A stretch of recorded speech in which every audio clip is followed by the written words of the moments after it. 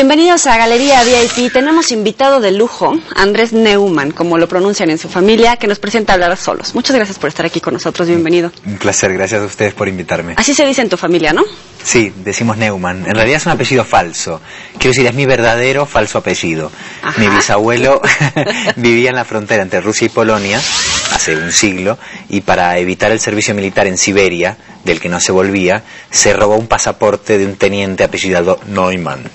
Así que tuvo una descendencia perfectamente falsa. Además, lo gracioso es que en alemán Neumann significa nuevo hombre. Así que en realidad mi verdadero apellido debería ser Hasatsky.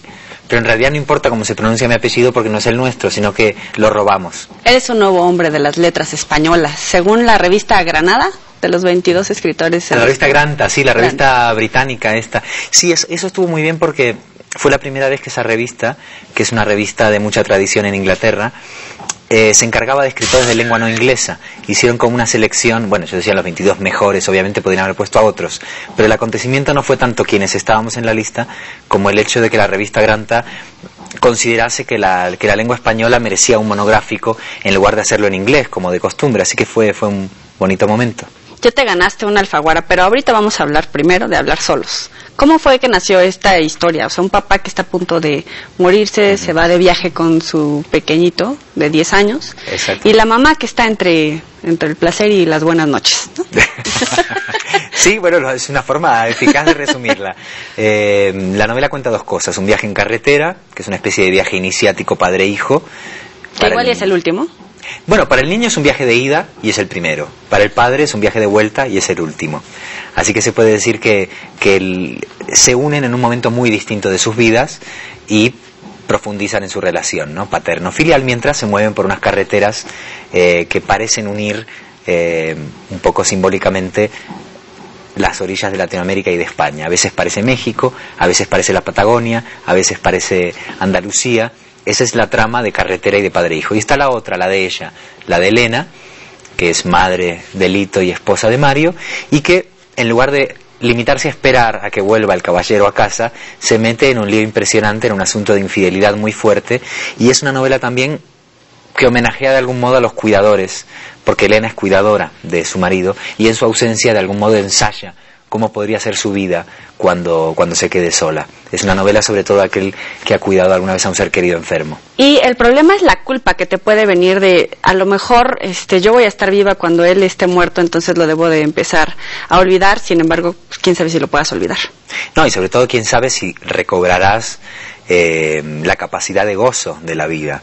El duelo es una especie de posguerra íntima, y en esa posguerra quienes sobreviven se sienten por un lado agradecidos y afortunados, pero por el otro lado se sienten culpables y perplejos. Dicen, ¿tengo derecho a seguir viviendo?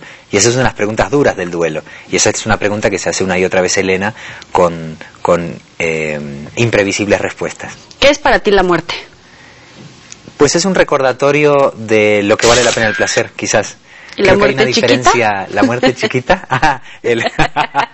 La muerte chiquita que también hay en la novela, de eso. Exacto. Mucho. Pues yo nunca he entendido eso de que le digan la pequeña muerte, no, esto viene del francés. Yo creo que es como una resurrección más bien, me parece cobarde pensar que es una muerte, porque en el fondo es una forma de decir, bueno, no profundices demasiado en eso, que lo mismo no vuelves. Sí, a mí me parece que tiene que ver más con resucitar que con morirse. ¿Y así fue como nació un poco el Thanatoceros, este planteamiento del libro, o cómo? Exacto, sí, es una novela que plantea contrastes muy fuertes. Es una novela tragicómica y es una novela que tiene infancia y muerte, dolor y placer, olvido y sexo. Es una novela de unos cambios de ánimo bruscos. Creo que ese es el estado de ánimo de la vida, ¿no? La vida es como ese chiste en mitad del funeral o como esa mala noticia en mitad de la fiesta de tu cumpleaños. ¿Tu mamá murió de cáncer? Sí, muy joven además. ¿53? 53 años, exacto. ¿En algún momento te ves reflejado en Mario, el hijo, la esposa? Claro, bueno, por un lado el asunto del libro me toca mucho en lo personal, en tanto que he cuidado no solo a mi madre, sino también a mi padre. Pero casi todos hemos sido cuidadores o seremos de nuestros seres queridos. Pero por el otro lado me interesaba mucho abandonar lo que era la circunstancia de mi caso personal y tratar de pensar en el dolor colectivo y en la experiencia general que eso implica. Por eso, en lugar de contar una historia que se pareciera a mi familia, rápidamente traté de darle la voz a personajes muy distintos de mí mismo, un niño, una mujer y un moribundo, ¿no? Porque la ficción es de algún modo el puente que comunica nuestra experiencia aparentemente incompartible con lo que siente todo el mundo. ¿Eres amante de los paisajes, la música, la comida? ¿De qué? Pensando en este libro. Los paisajes, mira, soy de los que en lugar de mirar por la ventanilla se quedan pensativos. Soy un pésimo paisajista. En los aviones, en lugar de mirar el espectáculo inconmensurable de las nubes, me quedo como en la introspección. Claro, sí, o sea, soy muy distraído. Entonces, paisajes no. Comida sí, por supuesto. Y el chocolate me resulta irresistible. En Oaxaca hay unos buenos. Ajá, y también, bueno, en Oaxaca hay mezcal, sobre todo, debo decirte, que soy fanático del mezcal. Pero bueno, no hablemos de mis vicios, hablemos de los tuyos. No, es broma. ¿Pero por qué?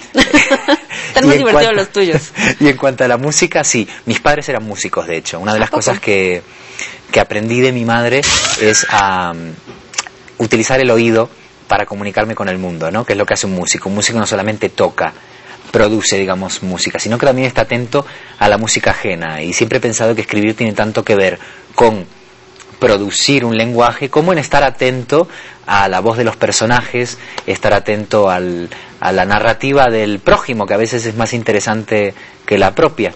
Mucha gente piensa que escribimos con el ombligo, es decir, que contamos nuestros sentimientos, nuestras emociones, nuestras ideas, nuestra vida, pero muchas veces la ficción sirve o bien para inventarte la vida que no has tenido, es la misma razón por la que leemos o vemos películas, o bien para contar una historia muy conmovedora que le pertenece a otro y con la que tú te identificas. ¿Es eso lo que le enseñabas a tus alumnos cuando dabas clases?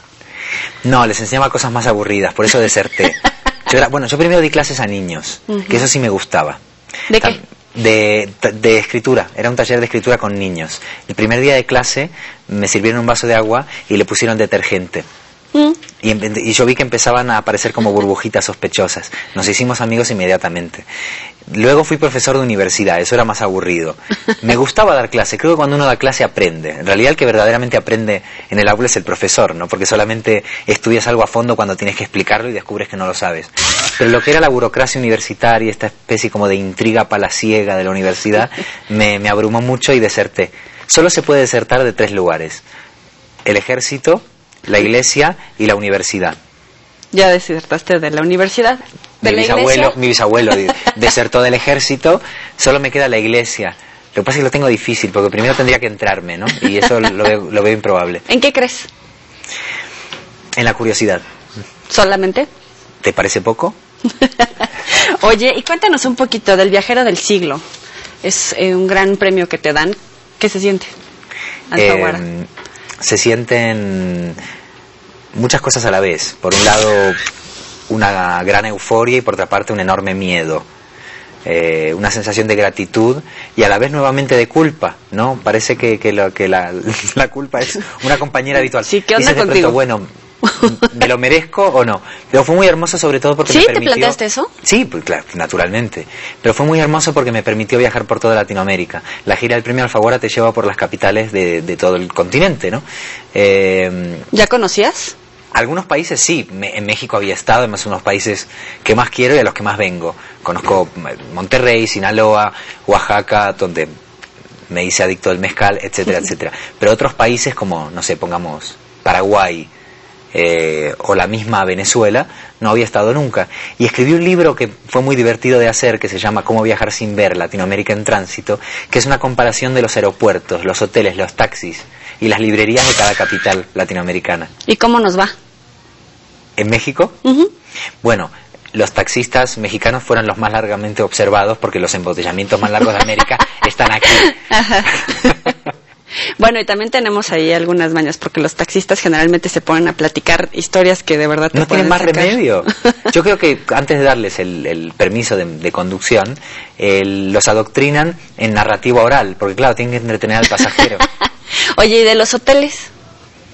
Bueno, los hoteles es interesante porque se supone que hay esos llamados no lugares, que son como todos iguales, ¿no? En todos los lugares. Esta especie de homologación. Pero este es un prejuicio más bien, porque si tú comparas el aeropuerto de Caracas con el de Asunción, o comparas el aeropuerto de Seiza en Buenos Aires con el aeropuerto de Lima en Perú, o si comparas el trato en la recepción de los distintos países, te das cuenta de que hay enormes diferencias culturales y hasta políticas. Te pongo un ejemplo. La gira incluía Miami como capital de habla hispana, digamos, ¿no?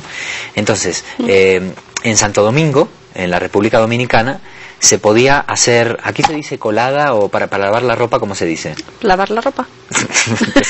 Para lavar la ropa se podía hacer a cualquier hora, cualquier día, es decir, que estaban como a tu disposición, casi como si el personal de servicio formase parte de otra clase, ¿no? Había como una cosa estamental muy fuerte, esto en Santo Domingo, ¿no?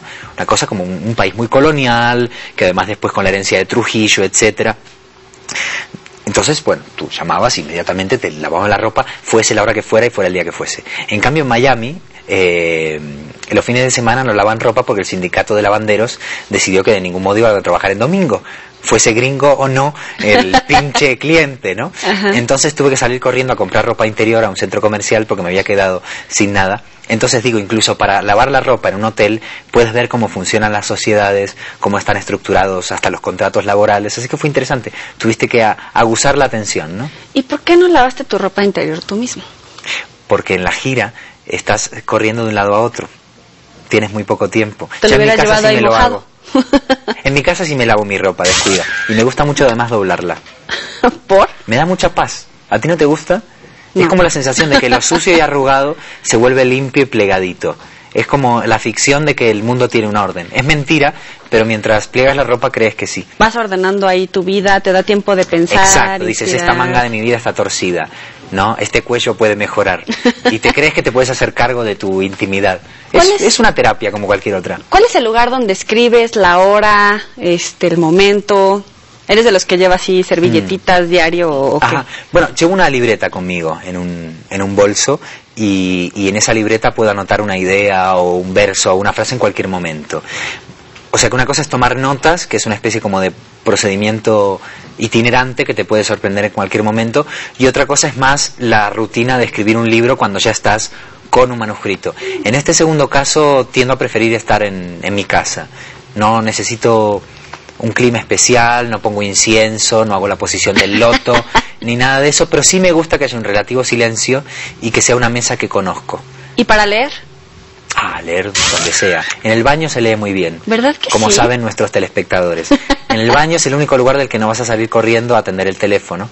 Bueno, ahí ya... Bueno, quién sabe. Está la patología del que tiene el teléfono en el bolsillo. Bueno, y se escucha el eco. Mira, el baño es el único lugar donde nuestro cuerpo y nuestra alma se encuentran y no se pueden separar. Entonces, en ese estado se escribe y se lee muy bien. Sé que no es romántico, pero en el baño se han escrito grandes poemas. ¿Y qué te gusta tomar? ¿De beber? Aparte de mezcal.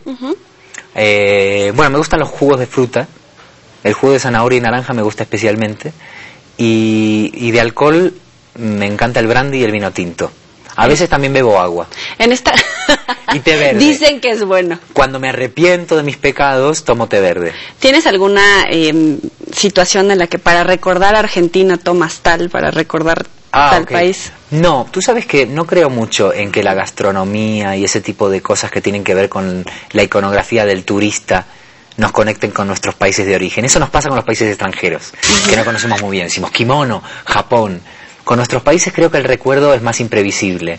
Puede haber algo que te recuerde a tu madre, puede haber algo que te recuerde a tu infancia, pero puede ser este vaso de agua, ¿no? Creo que nos conectamos con nuestro país de modo a veces más inconsciente. Oye, voy a buscar tu libro de los hoteles, aeropuertos. A lo mejor te puedes aventar una segunda etapa de este programa que se llama Los 1000 lugares que tienes que ver antes de morir. Y de paso, nos podemos llevar a hablar solos de Andrés Neumann. Ahorita volvemos con ustedes, no le cambien.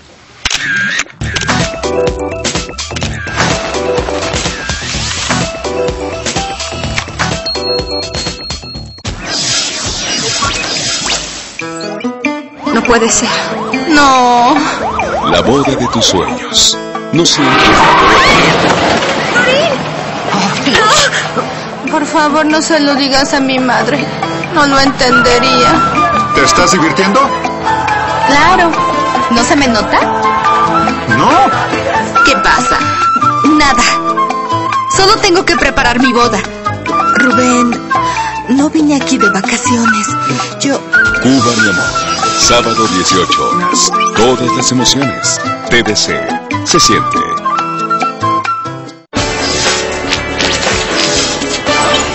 Conoce el resumen de los momentos más emocionantes de esta intensa carrera.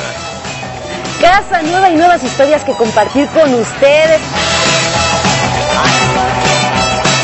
Lo mejor de Mujeres en TVC. Sábado 10 horas. Un espacio. 1,000 pesos. Las dos únicas condiciones para que esto se convierta en esto. Todo por 1,000. Sábado 9:30 horas. Es divertido. Todas las emociones. TVC. Se siente. En Videoclub Gourmet. Comenzamos temprano y tenemos para ti lo mejor de la Navidad. Nosotras dos celebraremos la Navidad juntas. Será la más bella fiesta de Navidad que hayas tenido. Lena tuvo un accidente. ¿Cómo? Ella es Lily, la hija de Frank. Tengo que colgar. ¡Abuelita, ayúdame! ¿A qué hora llegas? Soy Santa Claus. Todo bien. Siempre te vas a trabajar, pareces un papá. ¿Acaso se cree Santa Claus? ¿Qué es lo que no quieres para Navidad? Que papá celebre la Navidad con nosotros. Busco un papá para Navidad. Quise pasar a darte tu regalo. Vas a ser papá, Mike. Me gusta la honestidad infantil. Dicen lo que piensan sin rodeos. Todos los días, hasta el 25 de diciembre, disfruta una película navideña en compañía de tu familia. Lunes a viernes, 3 de la tarde. TVC. Se siente. El culto a la fuerza desmedida. El templo del exceso. Piensa en grande. WWE. Lucha libre. Miércoles 18 horas. Es espectacular. Todas las emociones. TVC. Se siente. Lo mejor de hablar a lo macho. Sábado, 13 horas. Es divertido. TVC. Se siente.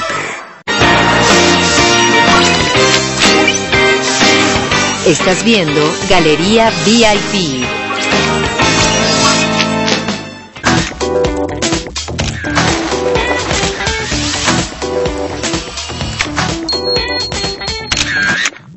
Seguimos en esta charla como hablando solos un poco, ¿no? No, muy bien acompañados. Entre tú y yo.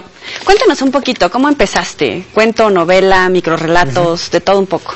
Sí, empecé mezclando desde el principio. O sea, lo que hago ahora lo hacía de niño. O sea, me gustaba, no sé, escribir letras de canciones, novelas de espías. ¿Letras de canciones como para la novia, la escuela y el carrito? ¿O? Mira, novia de la escuela no tenía porque tuve la desgracia de ir a una escuela solo de varones, lo cual acabó con la poca sanidad mental que tenía.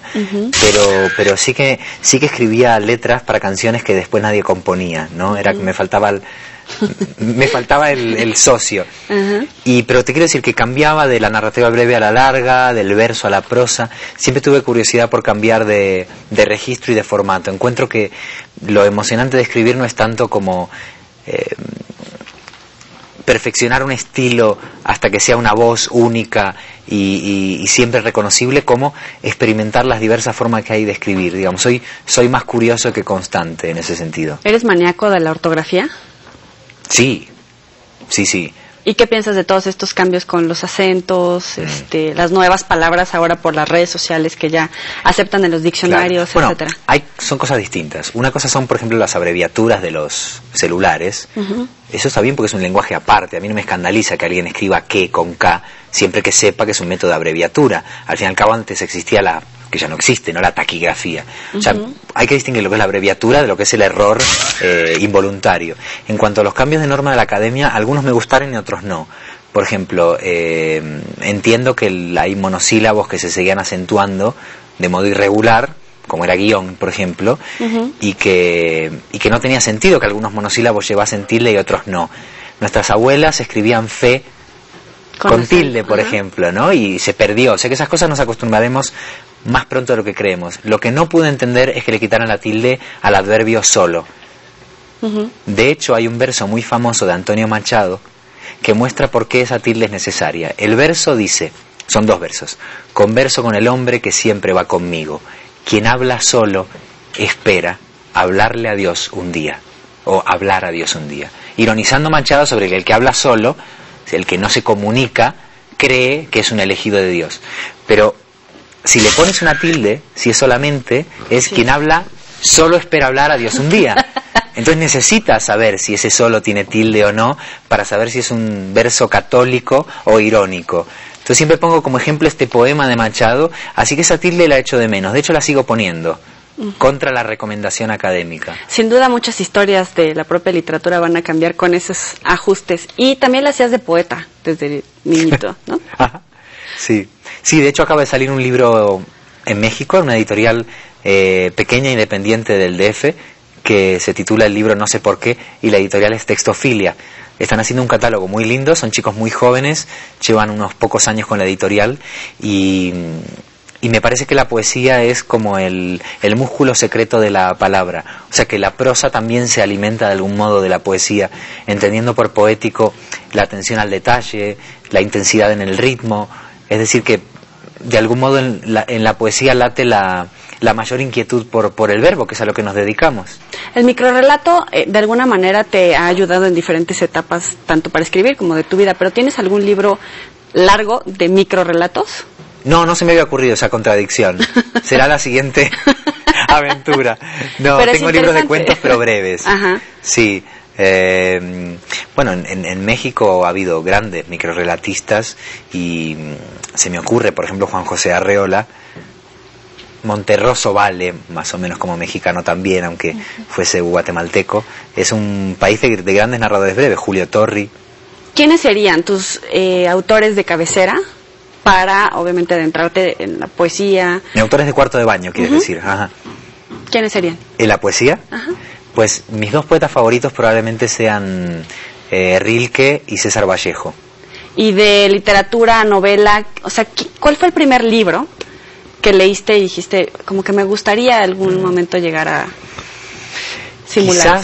Quizás fuese uno de Edgar Allan Poe, de terror, porque era esa edad de la pubertad donde te gusta la sangre, la muerte, el miedo. Después aprendes a tenerle miedo al miedo, que es algo que hay que aprender, ¿no? Y los cuentos de Edgar Allan Poe me gustaban mucho. Vi que el traductor era un tal Julio Cortázar. Yo tendría, 11, 12 años. Y de pronto descubrí que en la casa de mis padres había un libro de ese Julio Cortázar. Y me pareció una cosa extraordinaria. Y durante mucho tiempo pensé que todos los autores que yo leía se traducían entre sí. Y me pareció muy decepcionante descubrir que no, que era una casualidad. Que hay un mundo entero. Exacto. ¿Y tus papás qué onda? ¿Se fomentaban en ti la lectura, la escritura? ¿O cómo fue ese primer acercamiento? No, la escritura no. De hecho, en mi familia hay muchos músicos, pero nunca hubo un escritor, ¿no? O sea que la escritura no me la fomentaban ni tampoco la impedían. Sí que me fomentaron más bien la educación musical, que fue todo un fracaso, debo decir. Llegué a tocar el violín admirablemente mal.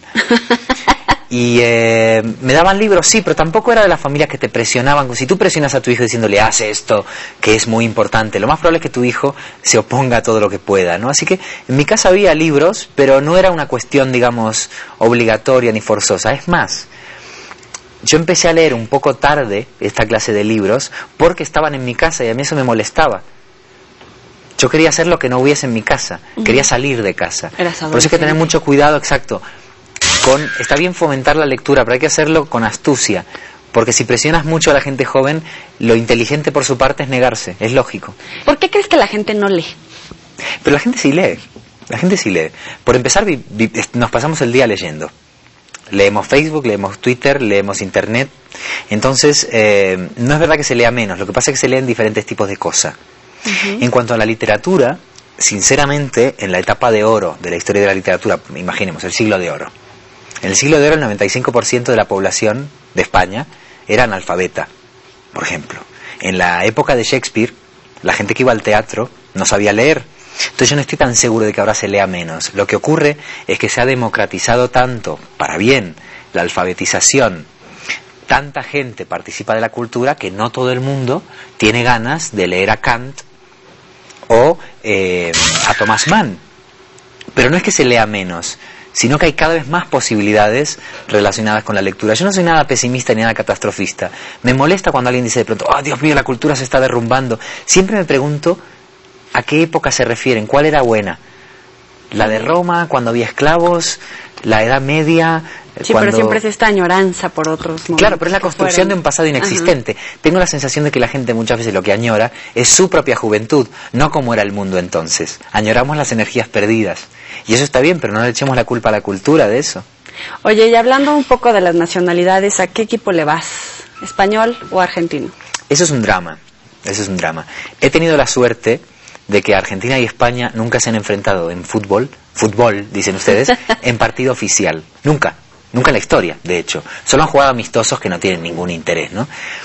No sé qué haría si jugasen en un mundial, pero sí te puedo contar qué me ocurrió en un partido entre el Real Madrid y Boca Juniors, que pasaban por ser como mis dos equipos. Bueno, ahora soy menos del Real Madrid porque detesto a Mourinho, pero antes de que llegase a Mourinho se supone que era del Real Madrid. Y jugaron la final, creo que era de la Intercontinental, Boca y el Real Madrid. Vi el partido en Madrid, estaba de visita en Madrid, yo vivo en Granada. Y todos mis amigos que están españoles le iban muy al Madrid, ¿no? Y yo tenía en mi mochila 2 camisetas, una de Boca y otra del Real Madrid, y no sabía con cuál iba a ir. Y cuando empezó el partido me di cuenta de que iba con Boca, porque me gustaba ser el extranjero.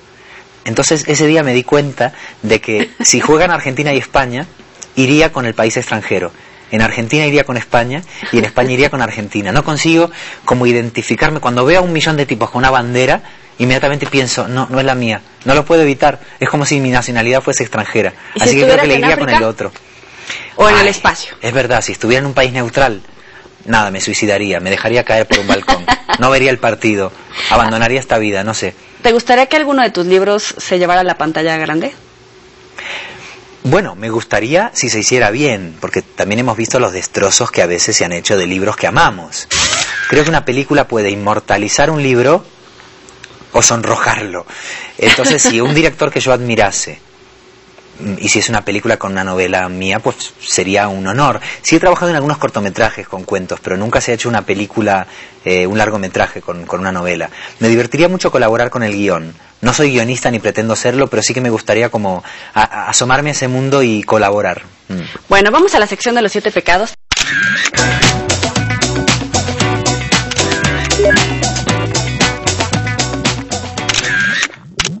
Avaricia. Crisis financiera. Envidia. Todos nosotros. Ira. Silencio. Gula. Chocolate. Lujuria. Sí, por favor. Pereza. Ay, cada mañana. Detesto madrugar desde niño. ¿Y felicidad? ¿Signo de pregunta? Ajá. Soberbia. No quisiera, pero ¿quién no? En Facebook, en Twitter, ¿dónde te pueden seguir? Bueno, tengo un blog que escribo un par de veces a la semana o así, que se llama Microréplicas, y después hay un Facebook que a mí me gusta mucho porque no lo administro yo, sino que lo crearon un grupo de lectores, así que ellos cuelgan lo que les da la gana, yo estoy al tanto de lo que hacen, pero no lo manejo, y me gusta eso, que el escritor no tenga que estar necesariamente visible las 24 horas del día en la red. Creo un poco también en el misterio. Si estás 24 horas visible, entonces la literatura desaparecería en un exceso de visibilidad. Pues hay un Twitter también que maneja Alfaguara y que se llama Andrés Neumann Blog, pero lo que escribo directamente es el blog y me encanta hacerlo. Escribo mucho estando de viaje, sobre todo. Invita a la gente a que lea Hablar Solos. Bueno, si alguien ha cuidado, por ejemplo, a un ser querido y le ha costado reponerse, creo que se va a encontrar con una revuelta convulsa acompañante que se llama Elena. Y si a alguien le gustan los viajes e hizo o soñó hacer un viaje con su padre, que permaneciese en su memoria para siempre, entonces quizás se sienta acompañado en el camión de Mario y de Lito, camión que por cierto se llama Pedro. ¿Ya hiciste ese viaje? No, nunca, por eso lo escribí. Muchas gracias por estar aquí con nosotros en Galería VIP. Les recomiendo este libro y nos vemos la próxima. Pásenla bien.